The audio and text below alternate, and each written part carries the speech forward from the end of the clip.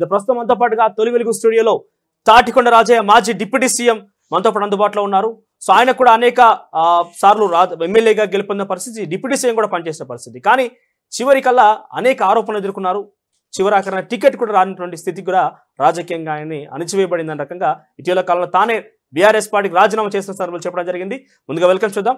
నమస్తే సార్. నమస్తే. నమస్తే. హార్టీ వెల్కమ్ టు తొలి వెలుగు. Thank you very much. So first initial గా వెరీ ఫస్ట్ క్వశ్చన్, ఎందుకంటే మీరు తెలంగాణలో ఉద్యమాల్లో పాల్గొన్నారు, తెలంగాణ ఉద్యమాల్లో పాల్గొన్నారు, మీ జాతి కోసం అనేక ఉద్యమాల్లో పాల్గొన్నారు. మీకు ఒక అవకాశం దొరికింది సార్ డిప్యూటీ సీఎంగా. సో దొరికిన తక్కువ కాలంలోనే ఎందుకు తొలగించడం జరిగిందంటే ఏం సమాధానం చెప్తారు? ఎందుకంటే చాలా అరుదైన అవకాశం అది. చెట్టుకు కాయలు కాయడం చెట్టు తప్పు కాదు. చెట్టు ఆకులు కూడా పనికొస్తాయి ఫంక్షన్స్ కంటే, చెట్టు తప్పు కాదు. బెరడు పనికొస్తుంది, చెట్టు మొత్తానికే పనికొస్తుంది అన్నట్టు చెట్టు తప్పు కాదు. అంటే ఉన్న 17 మంది మంత్రుల్లో గొప్పగా పనిచేసి ఐ షుడ్ గెట్ ఐడెంటిఫైడ్ అనే ఒక గొప్ప లక్ష్యంతో నేను ఇలా 0 నుండి స్టార్ట్ అయిన జీవితం ఉప ముఖ్యమంత్రి.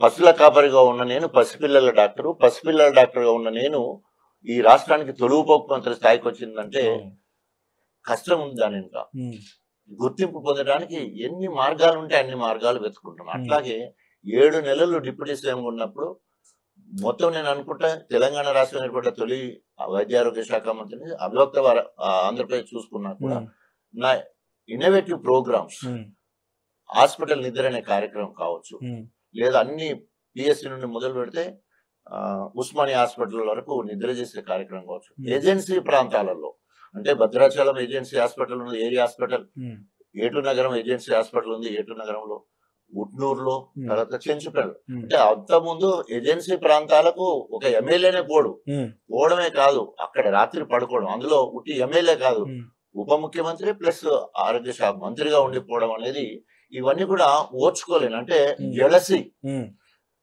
కేసీఆర్ ఎందుకు తీసేసిన ఆయనంతటా ఆయన ఎక్స్ప్లెనేషన్ ఇచ్చడానికి ఏమన్నా అంటే సిలువలు పలువలు చేసి నీ మీద చెప్పిండు, తీసేసిన. I'm extremely sorry. మీకు ఎక్స్ప్లెనేషన్ ఇచ్చిండు. Extremely sorry. నీ స్థాయి తగ్గకుండా మళ్ళీ నీకు అవకాశం ఇస్తా, నీ నియోజకవర్గంలో ఎవరు ఏరు పెట్టరు. ఎందుకు ఆ మాట అన్నాడంటే తగ్గకుండా ఏమన్నారు, నీ స్థాయి తగ్గకుండా నీకు అవకాశం కల్పిస్తా. అంటే ఇప్పుడు డిప్యూటీ సీఎం ఇచ్చినాం కదా, నేను హెల్త్ మినిస్టర్ ఇచ్చిన, త్వరలోనే మళ్ళీ నీకు మంచి పోస్ట్ ఇస్తాను. అది తర్వాత నీ నియోజకవర్గంలో ఎవరు ఏలు పెట్టరు, అంటే ఇంకోసారి ఎవరికి అక్కడి టికెట్ ఇచ్చేది లేదు, నువ్వు ఉన్నంతకాలం నీదే టికెట్ అన్నంత గొప్పగా పిలిచి మాట్లాడదు. ఎందుకంటే రైట్ ఇన్ఫర్మేషన్ యాక్ట్ పోయిన్లు కాంగ్రెస్ నుంచి వెళ్ళి బీజేపీ నుంచి, అక్కడ అప్పటి వరకు బడ్జెటే రాలేదు, అక్కడ అవినీతి జరగడానికి ఆస్కారం లేదు కాబట్టి సో ట్రాన్స్పరెంట్ గా లెటర్ ఇవ్వడం వల్ల ఇక్కడ ఏమి అవినీతి జరగదని ఇవ్వడం తోటి పిలిచి మాట్లాడడం జరిగింది. అంటే ఏం జరుగుంటది, ఎవరి మీద కంప్లైంట్ ఇచ్చారు అనుకుంటారు కేసీఆర్ కి? అంటే కంప్లైంట్ ఇవ్వడం కాదు, 2 రకాల. ఒకటి సెంట్రల్ ఇంటెలిజెన్స్ వాళ్ళు కేసీఆర్ గారికి చెప్పింది ఏంటంటే, నువ్వు ముఖ్యమంత్రివి కానీ డాక్టర్ రాజయ్య డిప్యూటీ సీఎం గా ఉండి ముఖ్యమంత్రి లెవెల్లో తిరుగుతా ఉన్నాడు, ప్రజల నుండి మంచి యాక్సెప్టెన్స్ ఉంది, ప్రజల్లో ఓన్ చేసుకోగలుగుతా ఉన్నాడు, దళితుల్ని ఓన్ చేసుకోగలుగుతా ఉన్నాడు, రోగులను ఓన్ చేసుకోగలుగుతున్నాడు, ఆయనే ముఖ్యమంత్రి లెక్క తిరుగుతున్నాడు, నీకు రేపు ఏకు మేకేయటానికి అవకాశం ఉంది, నువ్వు ఇవరికే దళితుడిని ముఖ్యమంత్రి అన్నావు, సో కాబట్టి జాగ్రత్తగా ఉండు అని చెప్పేసి సెంట్రల్ ఇంటెలిజెన్స్ వాళ్ళు రిపోర్ట్ ఇచ్చినట్టు బీజేపీ ఎమ్మెల్యేలు నాకు లాబీలో అసెంబ్లీలో చెప్పడం జరిగింది. తొలగించడం కోసం సెంట్రల్ ఇంటెలిజెన్స్ యొక్క నిఘా పట్టింది. అంటే ఇక్కడ రాష్ట్రంలో ఏజెన్సీ సెంట్రల్ లో కూడా ఉంటాయి, 2 ఉంటాయి. సో వాళ్ళు పచ్చిగట్టిళ్ళు.